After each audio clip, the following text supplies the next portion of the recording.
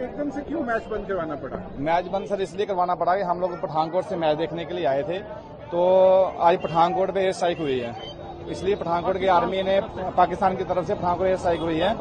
तो हमें मैसेज मिला कि पठानकोट इंडियन आर्मी ने उन जो एयर स्ट्राइक हुई है उनके बम्बों को उन्होंने डिफ्यूज कर दिया है। तो जहां पे मैसेज आ चुका है इसलिए इन्होंने, क्योंकि उनका हो सकता टारगेट स्टेडियम पे हो, क्योंकि आज पाकिस्तान के जो रावलपिंडी का स्टेडियम हमारे हिंदुस्तान के जो आर्मी वालों ने गिराया है, हो सकता है उनका स्टेडियम आज जहां पे पठानकोट पे जहां पे जो आज का मैच है जहां पे उनका टारगेट हो, तो इसलिए इन्होंने समय रहते ही स्टेडियम को खाली करवा दिया कि सभी लोग। आपको लोगों में क्या डर का माहौल है यहाँ पर? हमारे यहाँ तो अभी सर इतना पैनिक नहीं है यहाँ पर, बट हमारे पठानकोट में ना बहुत ज्यादा पैनिक हो गया।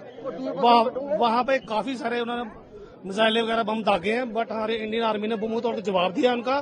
पर घर से हमें जैसे मैसेज आ रहा है तुरंत कि आप धर्मशाला पे रहना है, उधर बहुत बुरा हाल हो गया, 5-7 मिसाइलें चलाई, उन्हें बम भी छोड़े हैं। तो इसलिए ये मैच कैंसिल किया और सरकार का बहुत अच्छा डिसीजन रहा है कि टाइम रहते हुए इसको बंद करवा दिया गया। हम लोग हिमाचल सरकार का धन्यवाद करते हैं। ये सिक्योरिटी रीजन की वजह से बंद कर दिया मैच। लोगों में कोई डर का माहौल है? ना कैसे हम अपने देश में है, डरे पाकिस्तान वाले डरे, हमें किसी बात का डर है भाई।